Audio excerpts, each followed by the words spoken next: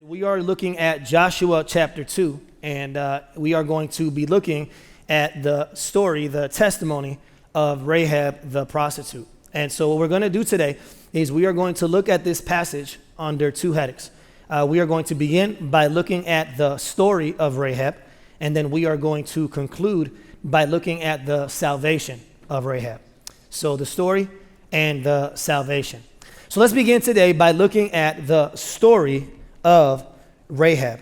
Now, here's the thing about the story of Rahab. I would argue that before we can zoom in and look at the personal testimony, story, and history of Rahab, we must first zoom out and get an idea, set the context for what is happening in this story. Because when you read through this story, what you discover is that there isn't just one character in this story. There's actually three main characters in this story. The first group of people that we are introduced to are the Israelites that are represented by Joshua and the two spies. And then the second group of people that we are introduced to here in this passage are the Canaanites, which are represented by the city of Jericho. And then lastly, the third person or character in this story is Rahab. But I would argue that in order for us to understand her story, we must first look at the story of Israel and the story of Jericho. Look what it says in Joshua 2, verse 1. It says, "And Joshua, the son of Nun, sent two men secretly from Shittim as spies, saying, 'Go view the land, especially Jericho.' And they went and came into the house of a prostitute whose name was Rahab, and lodged there." So there in verse 1 of chapter 2, we are introduced to the three characters that I already mentioned: Israelites, Canaanites, and Rahab. So let's begin quickly by looking at the Israelites. Last week, if you remember, we started in chapter 1 of Joshua, and we got an idea of what was happening in the history of Israel up to this point.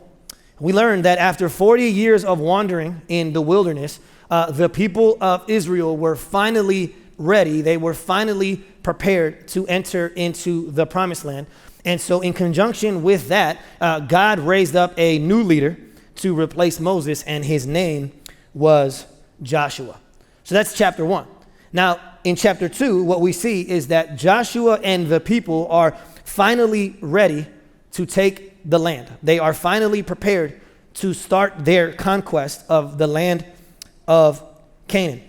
And like Moses, what we see at the beginning of chapter 1 is that, verse 1 of chapter 2, is that Joshua sends spies to scout the land. But instead of sending 12, we are told in the passage that he sends 2. And what he tells them to do is to go out and scout the land in general and Jericho in particular. So the land in general and Jericho in particular. So the first character that we are introduced to in this story is the Israelites, and they are represented by Joshua and the spies. The second character, though, that we are introduced to in this story is the Canaanites, who are represented by Jericho. Now, the question that we have to ask and answer is this: why is Jericho the city that God sends the Israelites to first? Like, what is so special about Jericho? There are so many different cities in the land of Canaan, so why are they sent to Jericho first? Well, there's actually two reasons why God wants them to overtake Jericho first. The first reason was the power of Jericho, and the second reason was the position of Jericho. So let's begin by looking at the first reason. The first reason that God sends them to Jericho first is because of the power of Jericho. Jericho was a very powerful and formidable fortress. It was very well built to resist any sort of siege. According to historians, there were about roughly 3,000 inhabitants that lived in Jericho when Joshua and the Israelites showed up. And what we see when we look at what archaeologists have discovered is that the city of Jericho was essentially situated on 9 acres of land. And one of the things that made Jericho so unique was it was located right by a spring of water. A spring of water that would literally pump gallons of water out every single day. Gallons of fresh water every single day. Now, why is that important? Well, because one of the ways that generals back then would take over a city, would siege a city, is they would cut the water source. So if the city was by a river, for example, they would either poison the water or they would cut the supply. And so eventually the people in the city would have to give up because there was nothing to drink. But what made Jericho so unique is that Jericho was located by a spring of water. And the spring of water was located within its walls.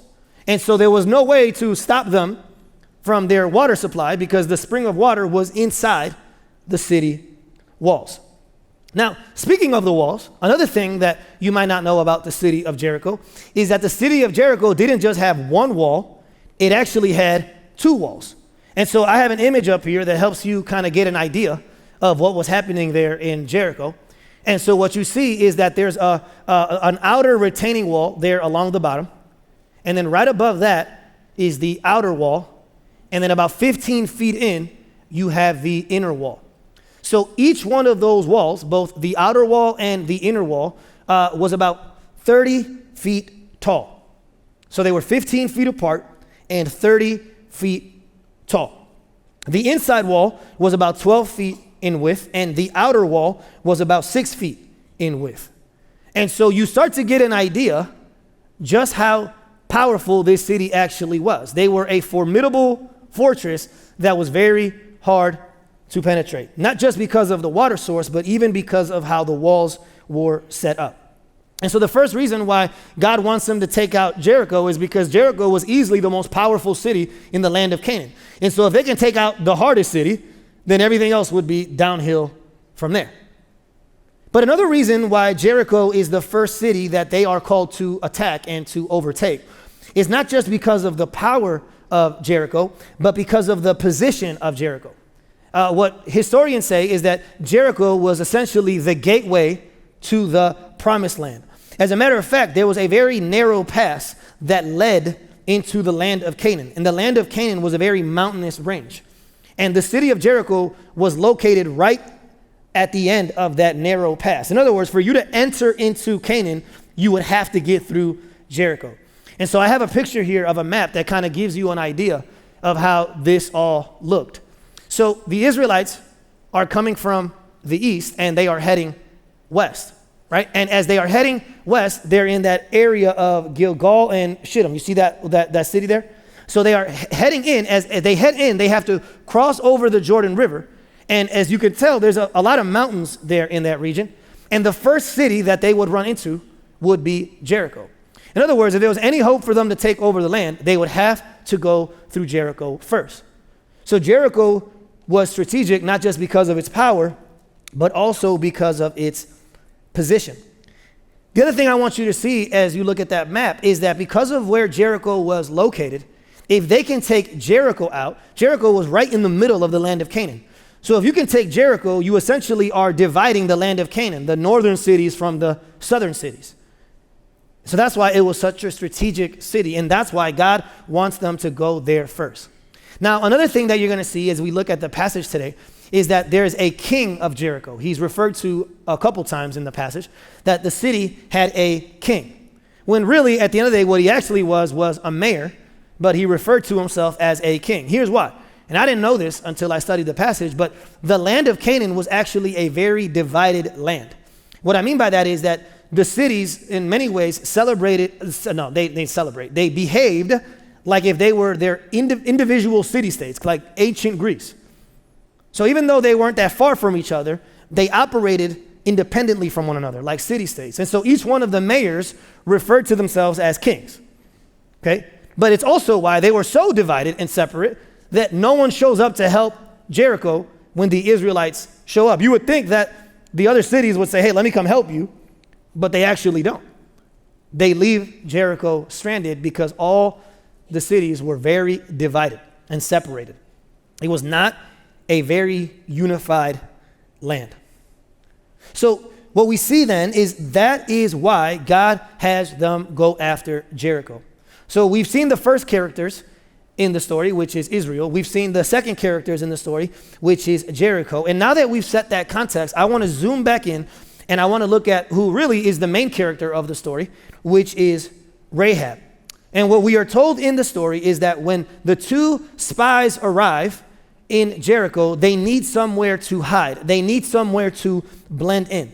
And so they think, what better place to hide as two strange men than in the house of a prostitute, right? No one will think anything, okay?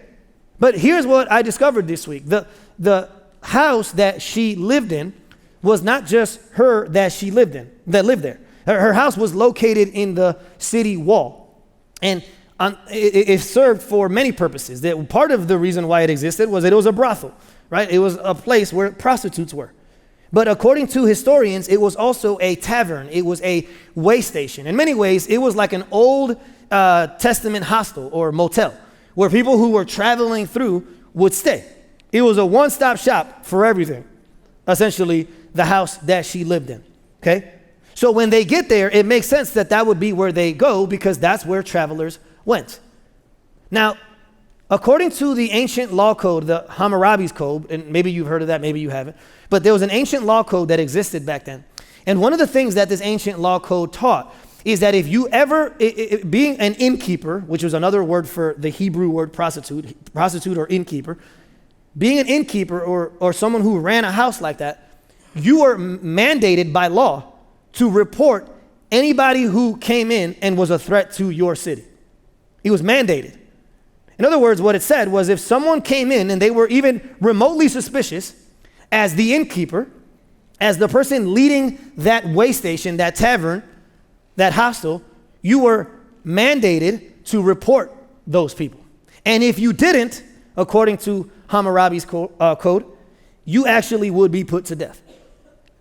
And so legally speaking, she was mandated to report that these men had entered the city of Jericho. But instead of doing that, she chooses instead to protect them, and she puts her life at risk.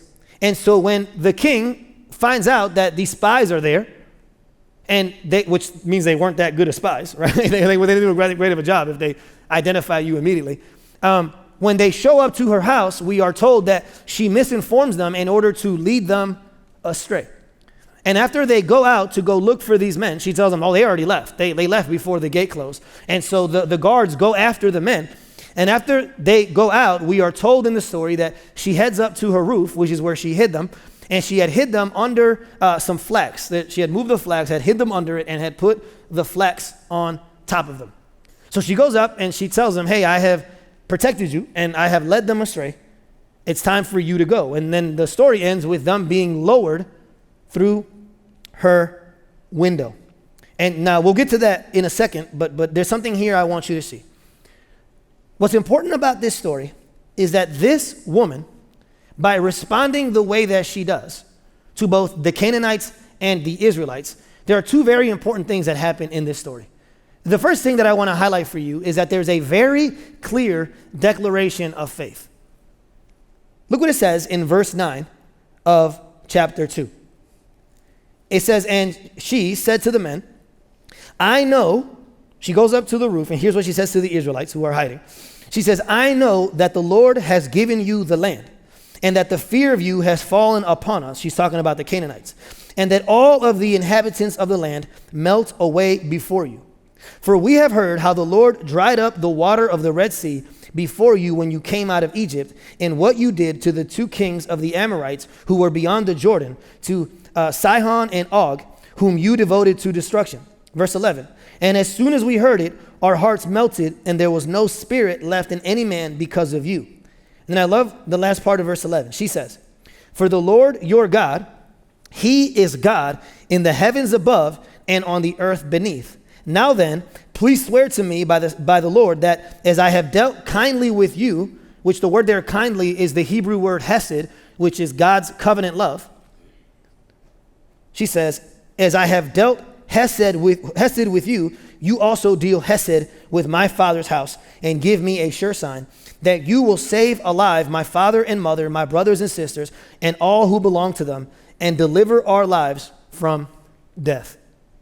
So this woman, before she sends them out, she has a very clear conversation with these men.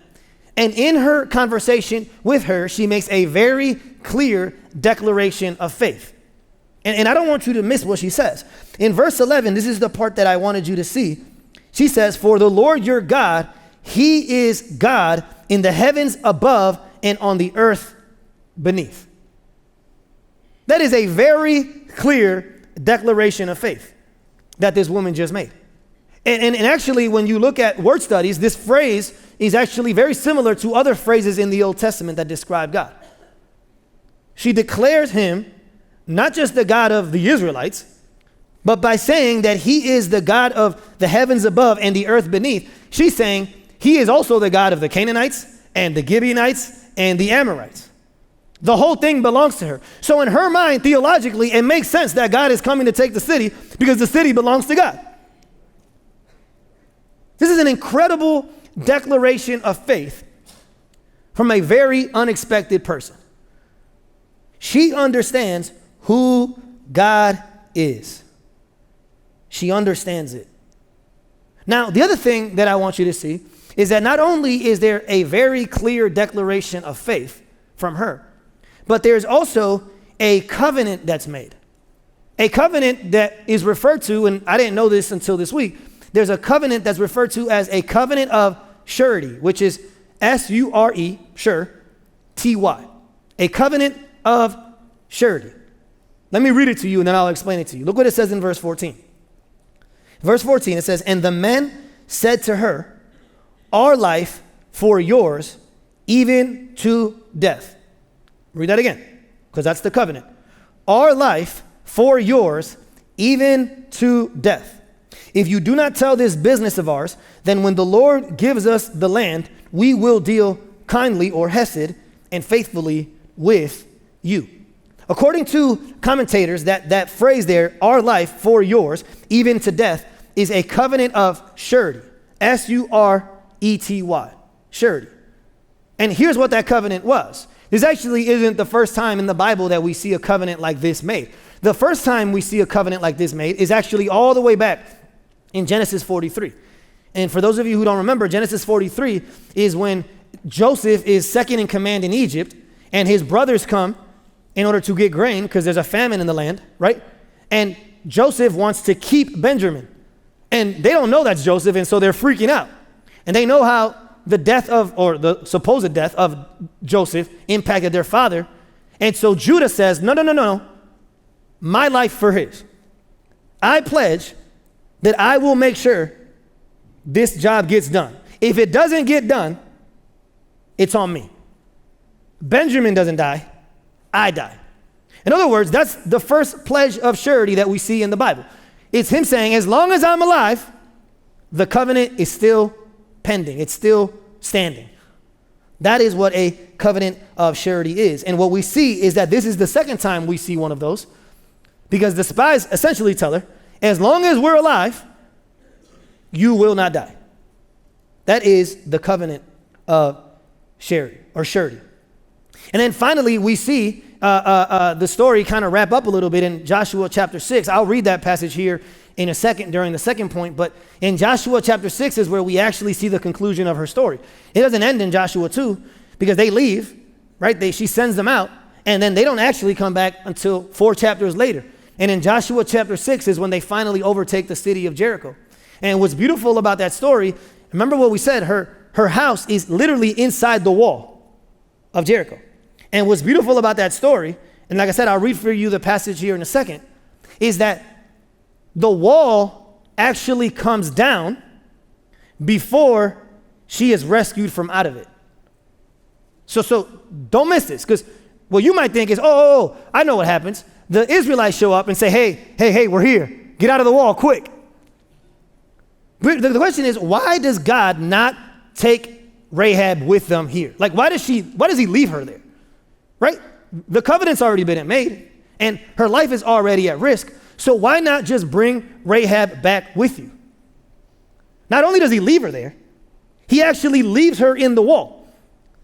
So that when they go around 7 times and they let out a shout and the walls fall, she is still in the wall.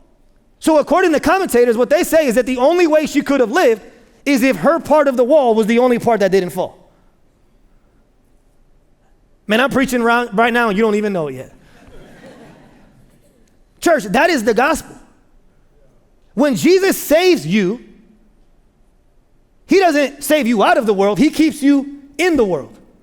And one day that same Jesus, the greater Joshua, is going to come at a trumpet sound, and he's going to bring judgment the next time. But when he shows up, he's not going to remove you from out of it, he's just going to protect you from it.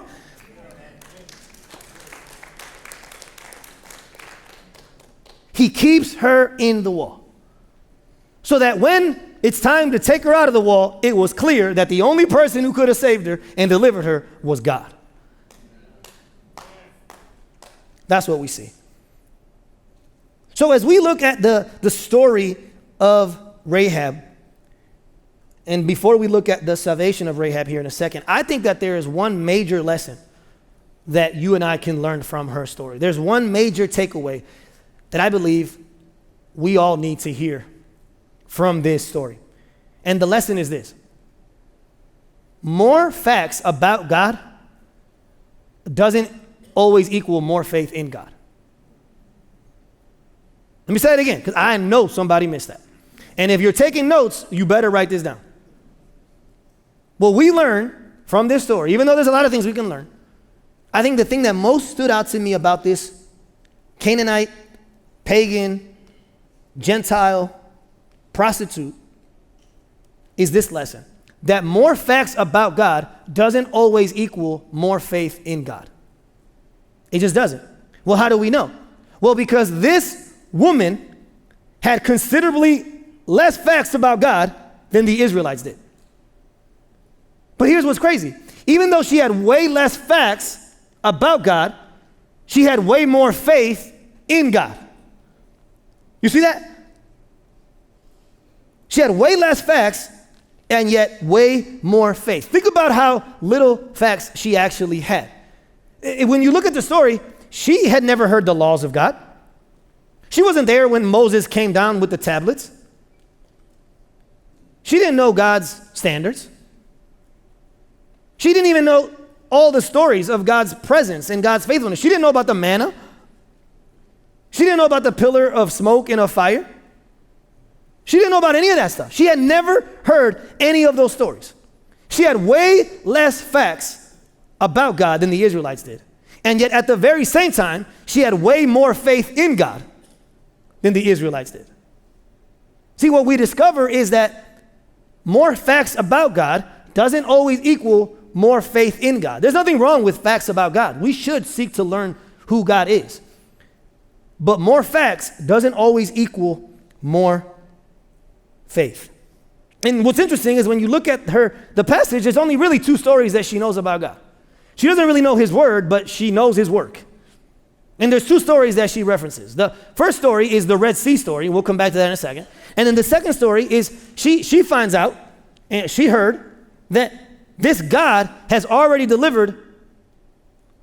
conquered, essentially, all the Amorites that were on the other side of the Jordan. Now, here's why this is significant. This is significant because according to commentators, there's a very good chance that Rahab was an Amorite.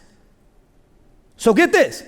By her saying, I know that God has given you the land of the Amorites on the other side of the Jordan, she was literally choosing in that moment to no longer be known as an Amorite, but as an Israelite. That's a very significant thing. Those wasn't just some random group of people that died on the other side of the river. Those were her people. But now she was part of God's people. But then the other thing that really blows my mind as I see her response is that she references specifically the Red Sea, the crossing of the Red Sea. And you guys are, well, big deal. What's the big deal about that? And you know, everybody should know about that story. That's a big story. But here's what you might miss.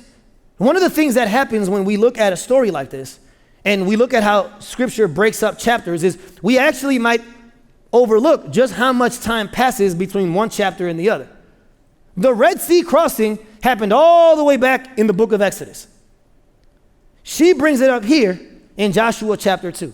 Well, we remember what we said last week is that when you look at the Bible and you look at the story of Israel, the people of Israel wandered for 40 years. 40 years. Okay? So that entire generation died. So she's making reference to an event that happened not 4 days ago, not 40 weeks ago, 40 years ago. Because she probably wasn't even alive when the Red Sea thing happened for the Israelites. And yet here she is, remembering the work of God and remembering it better than the people who actually went through it. Because here's what you may not know. And I've said this before, but I'll say it again. We learned last week that after the Red Sea crossing, God had literally just delivered them from the most powerful force in the known world, the Egyptians, had opened up the Red Sea for them, and within a few weeks, those same Israelites were doubting that God when they got to the promised land, to the Jordan. Well, I don't know. He got us through that, but I don't know if he's going to get us through this. And that was just a few weeks, and they were already doubting God's power and his work. This woman wasn't even there, and the event happened 40 years earlier. And she had more faith in the event than the people who went through the event. What does that teach us? Well, what that teaches us is that more facts doesn't always equal more faith. You can have a lot of facts in your head and no faith in your heart. That's what we learned from this woman. You know, when I was back in high school, some of you have heard my story before, but back when I was in high school, I didn't grow up in church. Church wasn't really a part of my upbringing. My family and I were nominal Catholics, and we didn't even go for Christmas and Easter. It was even more rare than that. But we would consider ourselves nominal Catholics, and some of you have heard about the Santeria and the witchcraft, all this stuff. There was a lot of stuff going on in my childhood. But what I knew is that I didn't know God. There was really no Jesus or Christianity in my life. And when I was 18, I was a senior in high school. My mom, she dragged me to church, and when I got there, I met my future wife and started going to church in order to pursue her. And little did I know is that as I was pursuing her, God was pursuing me. Or as the person, I don't remember as a songwriter, but the hound of heaven was pursuing me, right? And so I end up placing my faith in Jesus. God ends up finding me, because I didn't find him. I wasn't looking. At a retreat. It was a winter retreat up in Wisconsin. So in February 2004, I became a believer. Now, here's the thing about my story, though. If you know anything about me, I don't usually do things half-hearted. Like whatever I do, I'm going to do 100%. And the same thing was with Christianity. Like the moment I became a believer, I immediately jumped into God's word. And I was just reading through it, devouring it, learning as much as I could.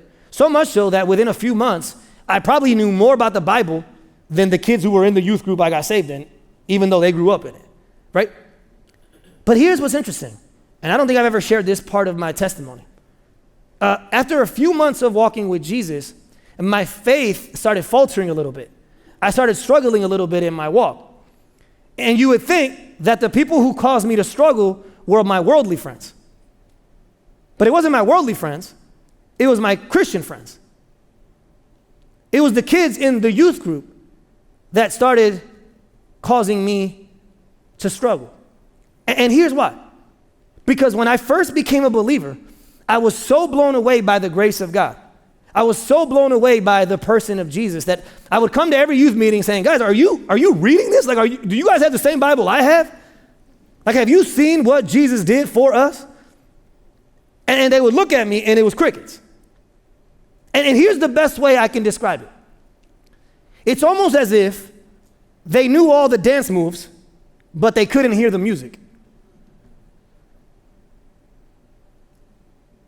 They knew the religious choreography, but couldn't hear the gospel melody. So they knew how to dance, but couldn't hear the song. And I showed up, and I could hear the song, but didn't know how to dance. I could hear the melody loud and clear, but I just didn't know the choreography.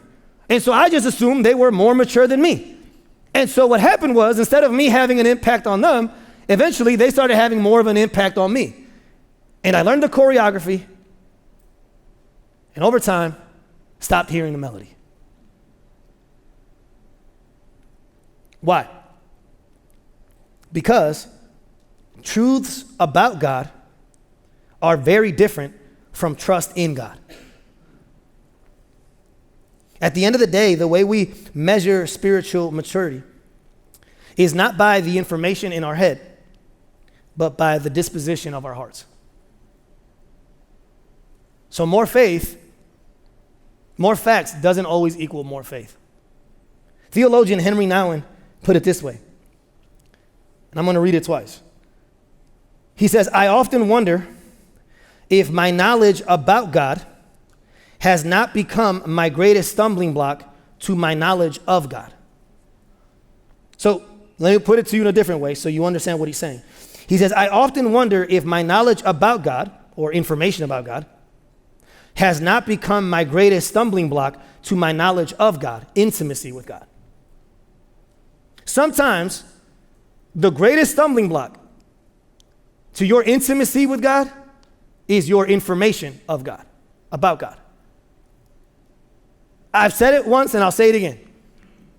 I would argue that many times the most dangerous things in our spiritual walk are not the things that we don't know, but the things that we think we know.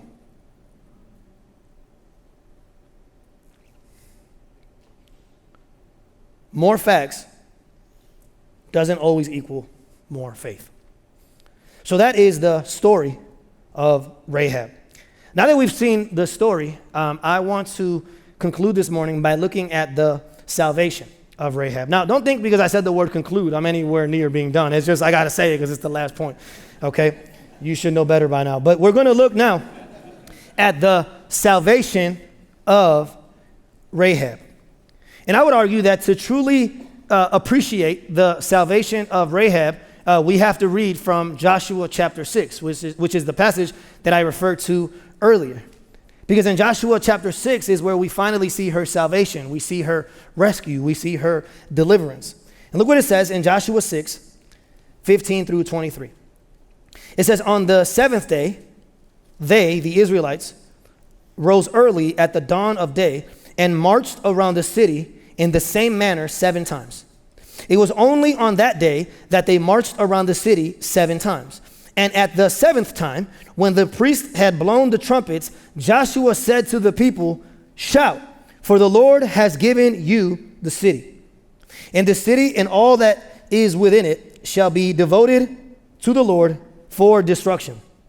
Then he says, only Rahab the prostitute and all who are with her in her house shall live, because she hid the messengers whom we sent. Now, I'm going to skip down to verse 22. Remember what I said. In verse 17, right after that is when the walls come down. But it isn't until verse 22 that he says, okay, now go get her. So it says that her part, so essentially it means that her part of the wall is the only part that didn't fall. Verse 22. But to the men who had spied out the land, Joshua said, go into the prostitute's house and bring out from there the woman and all who belong to her, as you swore to her. So the young men who had been spies went in and brought out Rahab and her father and mother and brothers and all who belonged to her. And they brought all her relatives and put them outside the camp of Israel.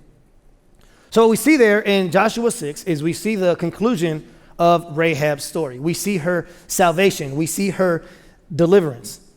But I would argue that in order for us to get a proper understanding and appreciation of her salvation and of her deliverance, we can't just look at her story through the lens of Joshua chapter 6. I would argue that we must ultimately look at her story through the lens of the New Testament. Because what we discover later on is that she's actually brought up not once, not twice, but 3 times in the New Testament. And so to fully appreciate the salvation that God provides for her, not just the temporary salvation and rescue here from this conquest, but the ultimate salvation and deliverance through the gospel, we have to look at her story through the lens of the New Testament. And when we do that, what we see is that her story ultimately points us to a greater story.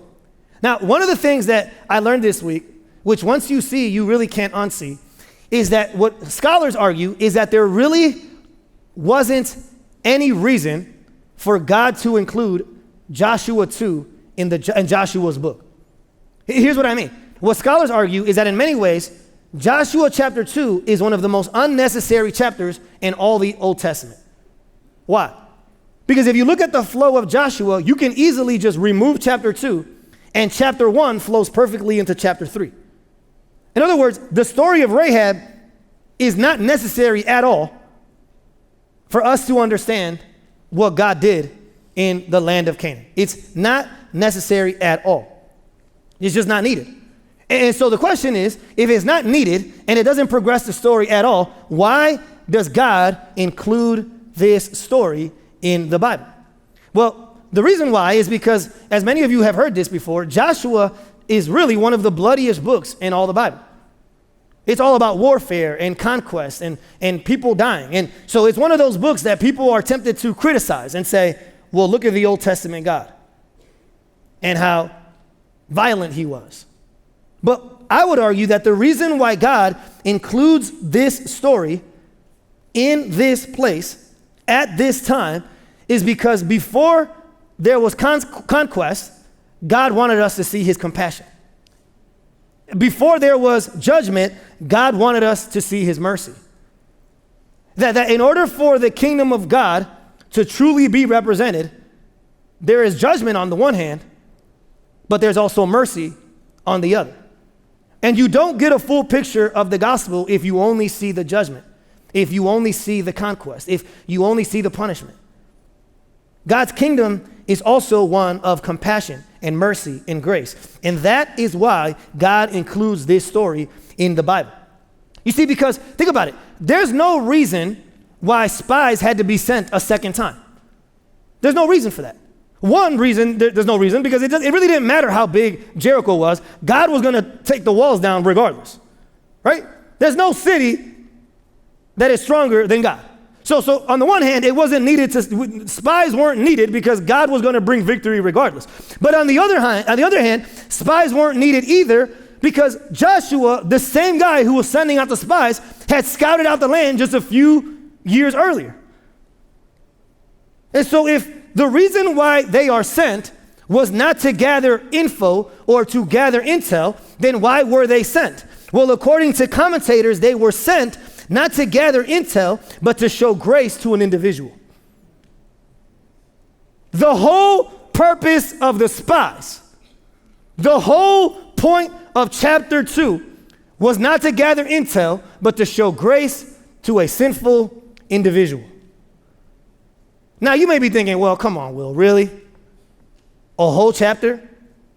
All that work for one person? Really? That's what you're trying to tell me? That's exactly what I'm trying to tell you.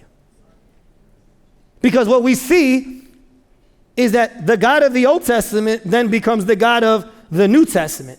And Jesus, who is the image of that God, in his ministry, he essentially teaches just that. Jesus says that the good shepherd is the one who leaves the 99 for the one.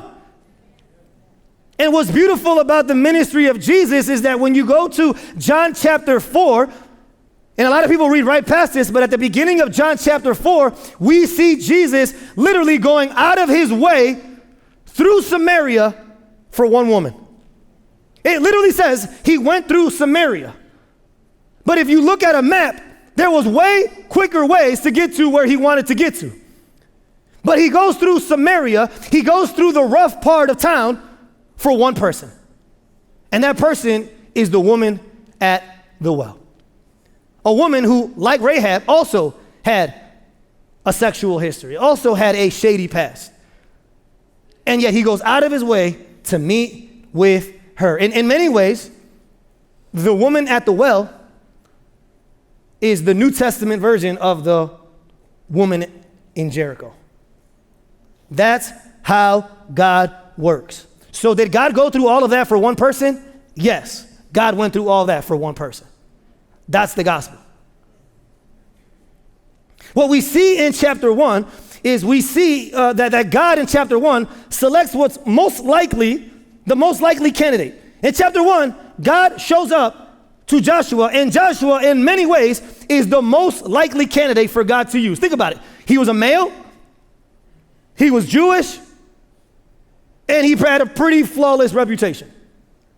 But then in the very next chapter, God goes from choosing the most likely candidate to the most unlikely candidate. He chooses to save a woman who was a Canaanite and a prostitute. And instead of a flawless reputation, she had a broken, shady reputation. God literally goes from the most likely candidate in one chapter to the most unlikely candidate in the next. And what does that teach us about the kingdom of God? What it teaches us is that when it comes to God's kingdom, there's no one too good and there's no one too bad. There is no one too close and there's no one too far. God came to save both the elder brothers and the prodigals. That's what this story teaches us.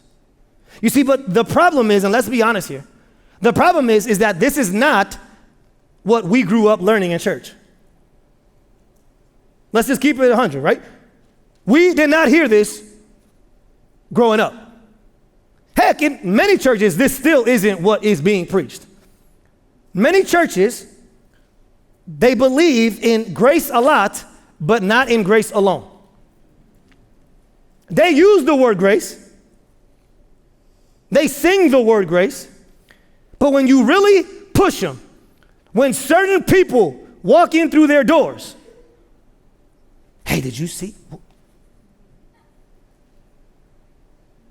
Right? Many churches, ones that we grew up in and ones that are still preaching today, believe in grace a lot, but not in grace alone. And here's how I know that. Because as I was studying this week, there were several different commentators that I came across, and I'm not going to try to use names because I'm not trying to call anybody out. But there were several different commentators who literally did not know what to do with her story. They didn't know how to fit Rahab in their biblical theology. They just didn't know what to do with her. So on the one hand, some commentators tried to minimize her sin. And then on the other hand, other commentators tried to magnify her sin. So let me start with the first group. The first set of commentators that I came across were trying to minimize her sin. So for example, just Josephus, the great Jewish historian, in his commentary on this passage, here's what he said. Well, Rahab wasn't a prostitute. The Hebrew word there can mean innkeeper. She was just an innkeeper. She wasn't a prostitute because, God forbid. Another well-known commentator, I'm not going to say his name, he argues, and I can't make this up, that because there was flax on her roof, in Proverbs 31, it says that the Proverbs 31 woman works with flax. And so what that means is that she was already on her way to becoming a Proverbs 31 woman. That before the spies showed up, she was already working on that moral reformation. So she could be ready to be used by God. Proverbs 31. See, the problem with even what Josephus said is that, yeah, in Hebrew, it can mean innkeeper or prostitute. But in the New Testament, the 3 times she's referenced, the Greek word there is prostitute. That's what she was. She was a prostitute. But so often, the gospel that we preach, and it's the gospel that God preaches, but the gospel that we preach is for pretty good people who are saved by a pretty good God. That's what we preach. But here's the problem for that first group of people who try to minimize her sin. When you minimize her sin, you are at the same time minimizing God's salvation. See, that's what people don't realize. If I try to minimize the problem, then inadvertently I am minimizing the solution. If she isn't that bad, then God isn't that good. That's the first group, the people who minimize it. Then the second group, what they do is they didn't minimize it. The second group of commentators I came across, they magnified it. They maximized her sin. There was one guy that I came across who literally criticized the spies because according to him, they were directly disobeying God's law by interacting with this prostitute. That in his mind, this story shouldn't have been in the Bible because they should never have been in her house. Another commentator took it even further. He describes this story as dark and disturbing. And he says this, listen to this, because it wasn't the men's fault. It was dark and disturbing because these Jewish men were led astray, manipulated, and ensnared by a harlot. Man, we laugh because it's true. We laugh because this is the type of churches we grew up in. That's why we laugh. We laugh because we're like, yeah, makes sense to me. That's the gospel I heard growing up. See, but the problem is that regardless of what you do, whether you minimize her sin on the one hand or magnify her sin on the other, both things end up taking away from God's salvation. Because on the one hand, you are either trying to make her savable by saying her sin wasn't that bad, or you're saying she is unsavable because her sin is that bad. You get what I'm saying? Either way, you're diminishing God's salvation. Either she is savable because she's not that bad, or she is unsavable because she is that bad. But that's not what this passage teaches. If you're here today, and the reason why maybe you haven't been in church for a long time, maybe you grew up in church and you left, or maybe you're watching online because you refuse to ever step into a church again, and the reason why you left is because you think that people like this are not allowed in church, then I'm sorry, that's the gospel you heard. Because not only are Rahabs allowed, but then when you look at the ministry of Jesus, these are the very people Jesus hung out with. The prostitutes, the tax collectors, the pimps, the broken, the sinners. That's why Jesus says, I came to heal those who know they are sick, not those who think they are healthy. There's no such thing as a healthy person. Everyone's sick. It's just some people think they're healthy. Jesus said, I came to heal those who are sick and who know they're sick, not those who think they are healthy. I didn't say this in the first service, but I feel like the Spirit's leading me to say this in the second service. There's only two ways to approach God. You either approach him through a cross or you approach him through a ladder. At the foot of the cross or at the top of the ladder. But what I've learned over time is that the people who are most likely to not let go of the ladder are the ones who are further up on that ladder. It's not the ones who are at the bottom of the ladder. Hey, I'm already at the bottom. I might as well just go to the foot of the cross. It's the people who have succeeded in the world.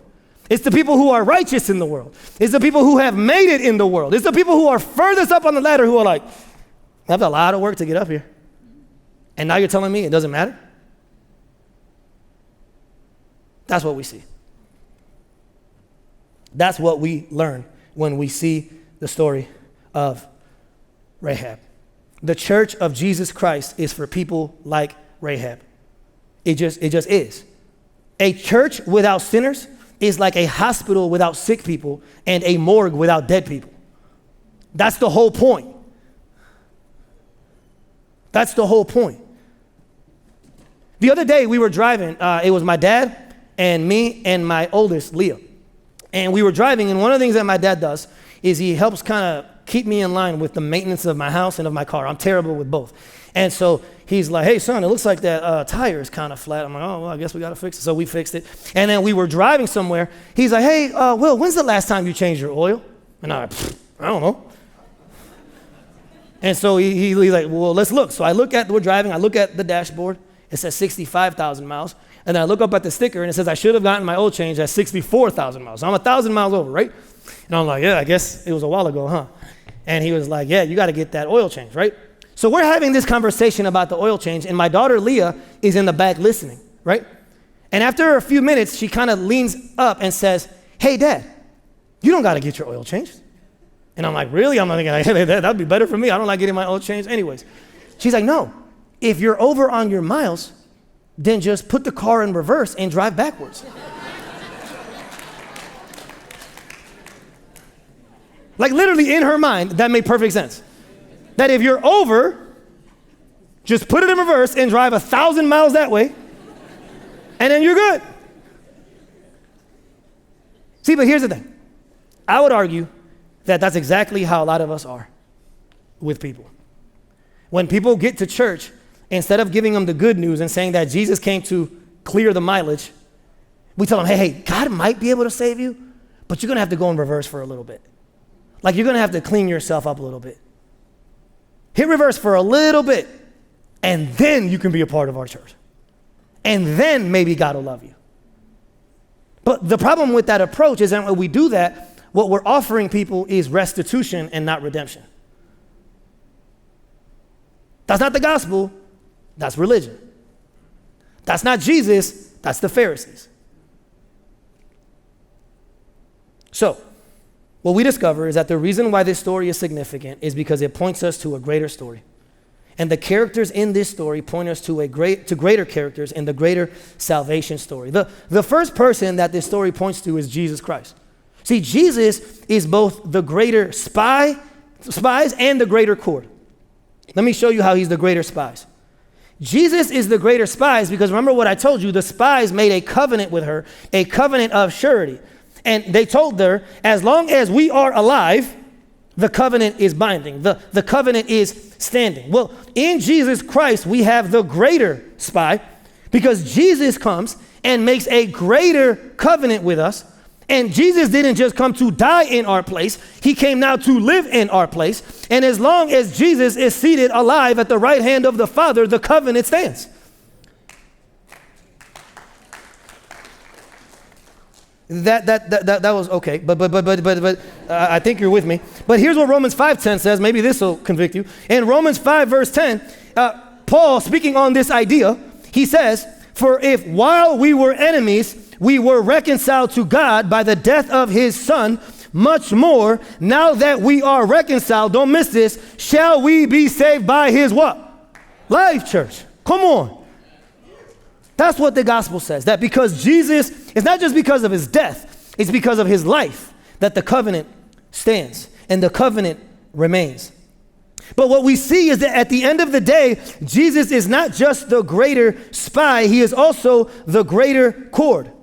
Well, how do we know that? Well, because all throughout the Old Testament, whenever God made a covenant with someone, he would also give him a seal. He would also give him a symbol of that covenant. So, for example, with Abraham, the seal of the covenant with Abraham was circumcision. And with Noah, the seal, the symbol of the covenant was a rainbow. And with Moses, the seal of the covenant was the tablets and the ark.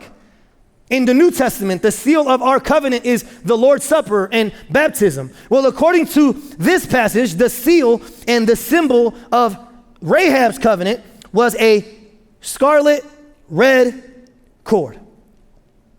And according to church fathers, the red represented blood. And in many ways, by her putting that cord on her window, this was her version of the Passover lamb in the book of Exodus. That as long as that cord was on her window and her family stayed within the house, just like the Passover, as long as that happened, she would be safe. And we're going to talk about this again later on in this series, but do you know why God tells the Israelites to stay in the house? Do you know why God tells the Israelites to hide behind the blood and not to move? Because if they didn't have the blood, they would have died just like the Egyptians did. Because everyone thinks the Egyptians were the bad guys. The Israelites were the good guys. No. They were both bad guys. And if they did not stay in the house and hide behind the blood, they would have died too. They were no better than Rahab. And the same way she is saved is the same way they were saved. This was her covenant symbol, her covenant seal. And this symbol, this seal of salvation points to the greatest symbol and seal of salvation. If the Israelites had a bloody lamb and Rahab had a scarlet cord, then we as believers have a Savior's cross. That's our symbol. So here's the question. If Jesus is the greater spy and Jesus is the greater cord, then who are we? Well, I'm glad you asked. We are the greater Rahabs. We are the greater prostitutes. That's what the Bible teaches. In the Old Testament, again and again, God refers to us as unfaithful spouses. He refers to us as spiritual prostitutes who prostitute ourselves to other gods. So much so that in the book of Hosea, he literally tells Hosea the prophet, I want you to marry a prostitute, Hosea, and this prostitute is going to cheat on you again and again and again and again. Why? So that as you preach to my people, your marriage is an example of my marriage to my people, because they're prostitutes and they cheat. Spiritual adultery, it's called. So if Jesus is the greater spy and the greater cord, then we are the greater Rahab. In our church, we are so quick to judge external sins and so quick to ignore internal sins. We see and we judge the sins of the hand, but we completely ignore the sins of the heart. And so as a result, we have a pretty good God who saves pretty good folks. But what C.S. Lewis says is that God didn't come to make us nice, he came to make us new. And God didn't come to resuscitate us, he came to resurrect us because we were dead. And even though that's bad news, it actually becomes good news, because once we are truthful about our sin, we can then be thankful for our salvation. The more truthful I am about my sin, the more thankful I will be for my salvation. At the end of the day, we are the greater Rahabs who are in captivity behind a greater wall, a fortified wall of sin and rebellion and religion and shame and guilt. And Jesus, the greater Joshua, shows up and he shouts, just like the first Joshua, but he shouts, "It is finished." And when he shouts, the walls come down, church. In order for us to respond like Rahab, we must first relate to her. See, everyone wants to respond like her, but nobody wants to relate to her. In the gospel, we cling to a greater cord that delivers us from a greater judgment. And God didn't just come to rescue her, but to adopt her. She goes from being God's enemy to being God's daughter. So much so that in Hebrews chapter 11, the hall of faith, there's only two women mentioned. Sarah, who she makes sense, and Rahab. She doesn't make sense. And we know that at some point she left her life of prostitution and she married into the people of Israel. How do we know? Well, because we are told in Matthew chapter 1 that she must have married into the tribe of Judah, because she then is made a part of the lineage and the genealogy of the Messiah himself. Her sinful past describes her, but it no longer defines her. She is defined not by her personal history, but by God's redemptive history. She is defined not by her position in the city, but by her position in Christ. And the same thing that's true of her can be true of you today. At the end of the day, the gospel isn't for somebodies.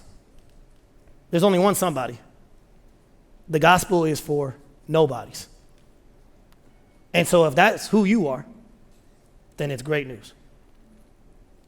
And to the degree that we see ourselves as the greater Rahab, to that same degree we will see Jesus as the greater Joshua. Amen?